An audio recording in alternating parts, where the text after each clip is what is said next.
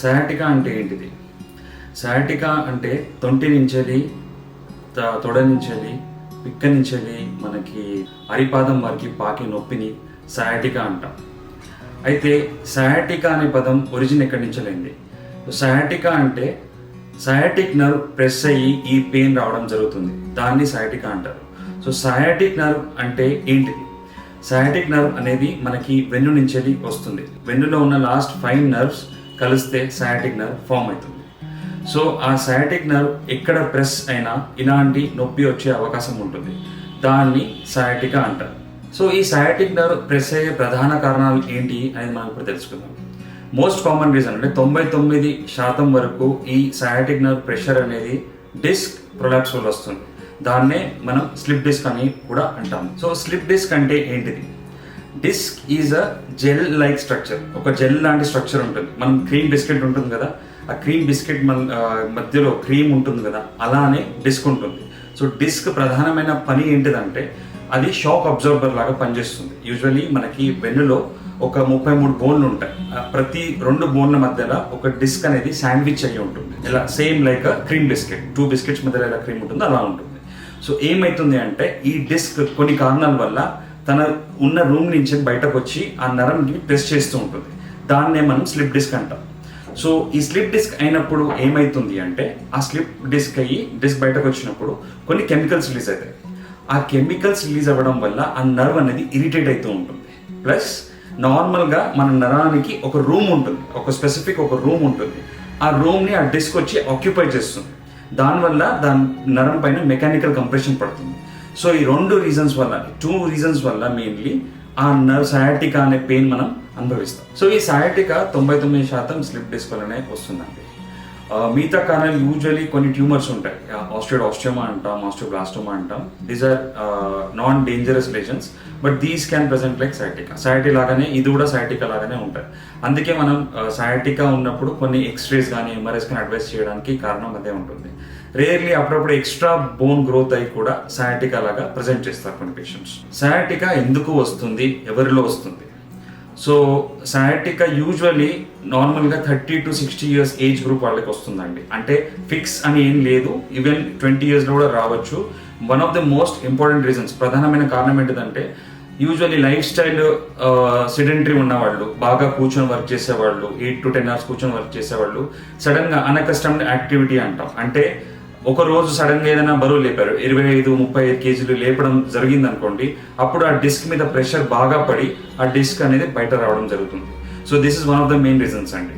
ఇంకొకటి ఏంటిదంటే నడుస్తూ పడడం కానీ, రోడ్ ట్రాఫిక్ యాక్సిడెంట్ అవ్వడం కానీ, these are the another common reasons. అలాగే కొంతమంది రెగ్యులర్గా ట్రావెల్ చేస్తూ ఉంటారు, వాళ్ళల్లో కూడా లాంగ్ డిస్టెన్స్ ట్రావెలింగ్ చేసే వాళ్ళల్లో కూడా సయాటికా అనేది కామన్ అండి. ఇంకొక ప్రధానమైన కారణం ఏంటంటే వెయిట్ లిఫ్టింగ్ అయితే ఎవరు ఎక్కువ చేస్తారు, బాగా వెయిట్ లిఫ్టింగ్ చేస్తారు. యూజువల్ జిమ్స్లో మనం డెడ్ లిఫ్ట్ అని అంటాం. సో అలాంటి వాళ్ళల్లో కూడా డిస్క్ ప్రాబ్లమ్స్ వచ్చే అవకాశం ఎక్కువ ఉంటుంది. సో పబ్లికేషన్స్ హిస్టరీలో ఏమంటున్నాయంటే మన యూజువలీ కొన్ని ఫ్యామిలీస్లలో ఈ డిస్క్ ప్రొలాప్స్ అనేది కొంచెం కామన్ ఉంటుంది. సో అంటే వితౌట్ ఎనీ రీజన్, అంటే కొంతమందిలో బాగా గట్టిగా తుమ్మినా దగ్గినా కూడా కొన్ని మెంబర్స్లో వచ్చే అవకాశం ఉంటుంది. సో ఇవి డిస్క్ ప్రొలాప్స్కైనా సయాటికాకైనా ప్రైమరీ రీజన్స్ అండి. సెకండరీ రీజన్స్ ఏంటి అంటే వెయిట్ ఎక్కువ ఉన్న వాళ్ళలో, బరువు ఎక్కువ ఉన్న వాళ్ళలో, ఎవరైతే స్మోకింగ్ చేస్తారో, ఎవరైతే ఆల్కహాల్ తాగుతారో వాళ్ళల్లో ఇది కూడా కొంచెం కామన్లీ ఉంటుంది. సయాటికా లక్షణాలు ఏంటి? సో సయాటికా యూజువల్లీ 2 types ఉంటుందండి. ఒకటేమో అక్యూట్ అంటారు, ఇంకోటేమో క్రోనిక్ అంటారు. అక్యూట్ అంటే సడన్గా ఒకరోజు పొద్దున్న లేవగానే మనం పెయిన్ ఫీల్ అవుతాం, లేకపోతే సడన్గా ఒక వెయిట్ లిఫ్ట్ చేయగానే పెయిన్ ఫీల్ అవ్వడం స్టార్ట్ అవుతాం, దాన్ని అక్యూట్ అంటాం. సో అక్యూట్ అనేది మనకి usually electric shock like sensation వస్తుందండి కాళ్ళల్లో. తొడ నుంచి కింద భాగం వరకు, పాదం వరకు మనకి పెయిన్ ఇలా లాగినట్టు పెయిన్ వస్తుంది, షాక్ లైక్ సెన్సేషన్ అంటాం దాన్ని. సో అది one of the main symptoms అండి. అది కాకుండా కాళ్ళల్లో తిమ్మిర్లు రావడం కానీ, మొద్దుబారిపోవడం కానీ కూడా జరుగుతుంది. కొన్ని రేర్ కేసెస్లో సడన్గా డిస్క్ బయటకు వచ్చేసరికి నరం స్పేస్ ఆక్యుపై చేసి వీక్నెస్ వచ్చే అవకాశం ఉంటుంది, కాళ్ళలో వీక్నెస్ వచ్చే అవకాశం ఉంటుంది. అంటే పాదం మనకి పైకి కింది అనడం కొంచెం ఇబ్బంది జరుగుతుంది, కాళ్ళ బొట్టున వేలు పైకి కింది అనడం కొంచెం ఇబ్బంది జరుగుతుంది. అది ఒక కాళ్ళలో కూడా జరగచ్చు, 2 కాళ్ళలో కూడా జరగచ్చు. ఇంకోటి ఇంపార్టెంట్ థింగ్ ఏంటిదంటే, but which is very rare, అంటే మనకి ఆ సయాటిక్ నర్వ్ వచ్చే ప్లేస్ నుంచెల్లే మనకి బ్లాడర్కి, బోవెల్కి మనకి అక్కడి నుంచి నరాలు వస్తాయండి. అంటే యూరిన్ ఇంకా మోషన్ ఎక్కడి నుంచి పాస్ చేస్తామో ఆ నరాలు దాని దగ్గరలోనే ఉంటాయి. సో డిస్క్ ప్రొలాప్స్ ఎప్పుడైతే పెద్దగా ఉంటుందో, ఎప్పుడైతే ఎక్కువ ఉంటుందో, అవి ఆ నరాలను కూడా ప్రెస్ చేసి వెరీ రేర్ కేసెస్లో, అంటే 1 in 100 కేసెస్లో బ్లాడర్ ఇంకా బోవెల్ కంట్రోల్ పోయే అవకాశం కూడా ఉంటుంది. So this is called as cauda equina syndrome. So ఇలాంటి పరిస్థితి is one of the rare emergencies in spine surgery అండి. సో ఇలాంటి పేషెంట్స్కి ఎమర్జెన్సీ సర్జరీ చేయాల్సి వస్తుంది usual. So second type of sciatic అంటే క్రోనిక్లో ఏమవుతుంది అంటే, యూజువలీ మెల్లిమెల్లిగా నొప్పి స్టార్ట్ అవ్వడం స్టార్ట్ అవుతుంది. ఇనీషియలీ ఫస్ట్ కొన్ని రోజులలో కొంచెం నొప్పి తక్కువ ఉంటుంది, మెల్లిమెల్లిగా కొంతమందిలో నొప్పి పెరుగుతూ వెళ్తుంది అన్నట్టు. So that is called as chronic sciatica. ఇలాంటి సెకండ్ వాటిలో అంటే క్రోనిక్ సయాటికాలో యూజువలీ సిమ్టమ్స్ అంతా తీవ్రంగా ఉన్నాయి. Patient is able to bear his pain and తన యాక్టివిటీస్ తను యూజువల్లీ చేయగలుగుతాడు. కానీ ఫస్ట్ టైప్లో మాత్రం తన యాక్టివిటీస్ ఆఫ్ డైలీ లివింగ్ అంటే రోజువారీ చేసే పనులు కూడా ఎఫెక్ట్ అయ్యే అవకాశం చాలా వరకు ఉంటుందండి. సో సయాటికా డయాగ్నోసిస్ ఎలా చేస్తాం అంటే, మీకు సయాటికా ఉందో లేదో ఎలా కనపెడతాం? This is usually clinical diagnosis. అంటే మీరు మా వద్ద రాగానే మాకు అర్థమవుతుంది, మీకు ఈ కొన్ని సిమ్టమ్స్ బట్టి, మీ హిస్టరీ బట్టి, అంటే మీ గతంలో ఏం జరిగిందో అది చూసి దాన్ని బట్టి మేము చెప్పగలుగుతాం మీకు సయాటికా ఉంది అనేది. క్లినికల్ డయాగ్నోసిస్ అయినాను కొన్ని కేసెస్లో మనకి ఎక్స్రే కానీ ఎంఆర్ఐ కానీ అవసరం పడుతుంది. యూజువల్లీ మేము ఒక 15 days to 3 weeks వరకు ఒక ట్రీట్మెంట్ ఇస్తాము. ఆ ట్రీట్మెంట్ వరకు కూడా పేషెంట్ రెస్పాండ్ అవుతలేడు అంటే కానీ యూజువల్లీ మేము ఎంఆర్ఐ సజెస్ట్ చేస్తాము. లేకపోతే పేషెంట్ బాగా వీక్నెస్ ఉంది, ఇంతకుముందుకు చెప్పినలాగా యూరిన్ మోషన్ కంట్రోల్ లేదన్నప్పుడు అప్పుడు ఇమీడియట్లీ మేము ఎంఆర్ఐ సజెస్ట్ చేస్తాము. సో ఎంఆర్ఐలో మనకి 100% డయాగ్నోసిస్ వచ్చేస్తుందండి. సో సయాటికా ఒక ట్రీట్మెంట్ ఏంటిది? అక్యూట్ ఇంకా క్రోనిక్ మీకైతే ఏదో చెప్పాను. అక్యూట్లో యూజువల్లీ మనకి కన్జర్వేటివ్ మేనేజ్మెంట్ ఉంది. 80 to 95% ఆఫ్ కేసెస్లో మనం యూజువల్లీ కొన్ని మెడిసిన్స్, బెడ్ రెస్ట్ ఇంకా ఫిజియోథెరపీతో సెటిల్ అయిపోతారు. సో బెడ్ రెస్ట్ వచ్చేసి usually 2 days to 1 week or 10 days maximum advice చేస్తాము. బెడ్ రెస్ట్ అంటే అబ్సల్యూట్ బెడ్ రెస్ట్ కాదండి. మీరు వాష్రూమ్ వరకు ప్లస్ భోజనం చేయడానికి, టాయిలెట్ యూజ్ వరకు మీరు లేచి నడవచ్చు, ప్రాబ్లం లేదు, కూర్చోవచ్చు, ప్రాబ్లం లేదు. 10 days, 1 week or 10 days of bed rest తర్వాత దాంతోపాటు మేము మెడిసిన్స్ ఇస్తాము కొన్ని. యూజువల్లీ ఒక 2 weeks to 3 weeks కోర్స్ ఉంటుంది. అప్పుడు పేషెంట్ పెయిన్ తీవ్రత డెఫినెట్లీ తగ్గిపోతుందండి. 100% ఒకవేళ పెయిన్ ఉంటే 50 to 60% వరకు వాళ్ళకి పెయిన్ తగ్గిపోతుంది. దాని తర్వాత మెల్లమెల్లగా మిగతా పెయిన్ అనేది మెల్లమెల్లగా తగ్గుతుంది. సో యూజువల్లీ ఒకవేళ ట్రీట్మెంట్ ఇవ్వకపోతే ఏమవుతుంది, ట్రీట్మెంట్ అసలే తీసుకోకపోతే ఏమవుతుంది, నొప్పి తగ్గుతుందా లేదా? ఎస్, డెఫినెట్లీ నొప్పి తగ్గుతుంది. ఎందుకు అంటే, మీకు ఇంతకుముందు నేను చెప్పాను, డిస్క్ ప్రొలాప్స్ అయ్యాక కొన్ని కెమికల్స్ రిలీజ్ అవుతాయి. ఆ కెమికల్స్ అనేది కొన్ని వీక్స్ వరకే ఉంటాయి. ఆ వీక్స్ వరకే అవి ఇరిటేట్ చేస్తూ ఉంటాయి. తర్వాత ఆ డిస్క్ అనేది బయటకు వచ్చి నరానికి ఉన్న రూమ్ అనేది అది తీసేసుకుంటుంది, దానిలో నరం ప్రెస్ అవుతూ ఉంటుంది.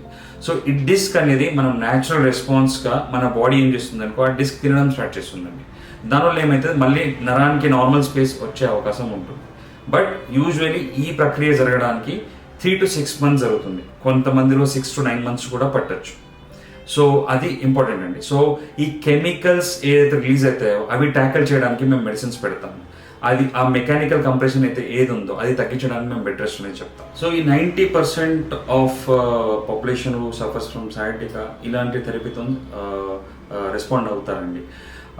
Few of them, I mean 10 to 20% ఎవరిలో అయితే పెయిన్ సివియర్గా ఉంటుందో వాళ్ళకి ఫిజియోథెరపీ అవసరం పడుతుంది. డెఫినెట్లీ ఫిజియోథెరపీ హెల్ప్ చేస్తుంది. ఒక 60 to 70% పెయిన్ రిలీఫ్ అయ్యాక యోగాల కొన్ని ఆసనాలు ఉంటాయి. ప్రధానంగా శలభాసనం అనేది ఒక ఆసనం ఉంటుంది, ఆ ఆసనం చేసుకోవచ్చండి. దానివల్ల మనకి సయాటికా క్రోనిక్ కాకుండా ఉంటుంది.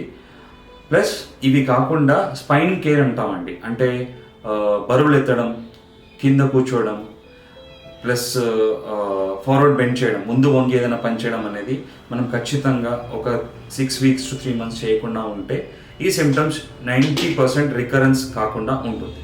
ఒకవేళ ఈ వర్క్ మనం చేసామనుకోండి, అరే నాకు నొప్పి తగ్గిపోయింది, నేను ఇప్పుడు ఇది చేయాలి, ఈ పని చేసుకోవచ్చు అనిపించింది అనుకోండి, అది మీరు చేశారు, వితిన్ 3 months 6 weeks చేశారనుకోండి, ఇది రికరెన్స్ అయ్యే అవకాశం ఎక్కువ ఉంటుంది. సో సో ఒక 10-15% ఆఫ్ మెంబర్స్ దేనికి రెస్పాండ్ కారండి. బెడ్ రెస్ట్ అయినా, మెడిసిన్స్ అయినా, ఫిజియోథెరపీ అయినా, దే యూజువలీ డోంట్ రెస్పాండ్. వాళ్ళ పెయిన్ కూడా చాలా సివియర్ ఉంటుంది. సో అలాంటి పేషెంట్స్లో మేము స్పైనల్ బ్లాక్స్ అంటాం. అంటే ఎక్కడైతే నరం వస్తుందో, ఎక్కడి నుంచి అయితే నరం వస్తుందో అక్కడ మేము ఆపరేషన్ థియేటర్ తీసుకెళ్ళి టీవీలో చూసుకుంటూ ఒక నీడల్ పాస్ చేసి ఆ నీడల్ త్రూ మేము మెడిసిన్ ఇస్తామండి. సో ఆ మెడిసిన్ వల్ల అక్కడ ఉన్న కెమికల్స్ అనేది ఫ్లష్ అవుట్ అవుతాయి, ప్లస్ నర్వ్ అనేది కొంచెం రిలాక్స్ అవుతుంది. దానివల్ల యూజువలీ 70-80% ఆఫ్ మెంబర్స్ రిలీవ్ అవుతారండి. దానివల్ల యూజువలీ రిలీవ్ అవుతారు. కాకపోతే దీని ఎఫెక్ట్ కొన్ని వీక్స్ ఉండొచ్చు, కొన్ని మంత్స్ ఉండొచ్చు, అది ఎవరు చెప్పడానికి ఉండదు. ప్లస్ ఈ 1 or 2 times or some times 3 times కూడా ఇంజెక్షన్స్ అవసరం పడే అవకాశం ఉంటుంది. సో ఒక 5% మెంబర్స్లో ఎవరిలో ఈ బ్లాక్స్ అయినా, మెడిసిన్స్ అయినా రెస్పాండ్ కారో వాళ్ళకి సర్జికల్ ట్రీట్మెంట్ ఇస్తామండి. యూజువలీ దీంట్లో పేషెంట్ అడిగేదాకా మేము సజెస్ట్ చేయమండి. పేషెంట్ తను వచ్చి తాను చెప్తే, సార్ మేము ఇప్పుడు మా వల్ల అవ్వట్లేదు, మీకు సర్జరీ చేసేయండి అని చెప్తే కానీ మేము యూజువలీ సర్జరీ ఇండికేషన్ చేయమండి. సో సర్జరీ ఎలాంటిది ఉంటుందంటే, microdiscectomy is the gold standard surgery అంటే this is the surgery which is been done since past 20-25 years and results are very well proven అండి. సెకండ్ వచ్చేసి ఎండోస్కోపిక్ సర్జరీ అని ఉంటుంది. This has been going on since 10-15 years and the results are almost equal to microdiscectomy. ఇవి కాకుండా మామూలుగా open surgeries అని కూడా చేస్తాము. దాని రిజల్ట్స్ కూడా ఈక్వలెంట్గా ఉంటాయి, చాలా బాగా ఉంటాయి. సో ఈ సయాటికాకి సంబంధించిన సర్జరీలో మైక్రోడిస్కెక్టమీ కానీ, ఎండోడిస్కెక్టమీ కానీ యూజువలీ వెరీ స్మాల్ సర్జరీస్ అండి. స్పైన్కి సంబంధించిన వారికి చాలా చిన్న సర్జరీస్. ఈ సర్జరీ అయ్యాక patient usually same day discharge చేస్తాము, కాకపోతే నెక్స్ట్ డే డిశ్చార్జ్ చేస్తాము maximum. And we usually advise ఒక 3 weeks వరకు బెడ్ రెస్ట్ కానీ, స్పైన్ కేర్ కానీ చెప్తాము. After that patient is able to do all the activities, ఏం రెస్ట్రిక్షన్స్ ఉండవు. 3 months వరకు స్పైన్ కేర్ అయితే ఇది మనము కన్జర్వేటివ్ మేనేజ్మెంట్లో చెప్తాము, అది ఇందులో కూడా పాటించాల్సి వస్తుంది. అండ్ కాంప్లికేషన్స్ అనేది పెద్దగా ఏం ఉండవండి. It's a very small surgery and it doesn't have very major complications.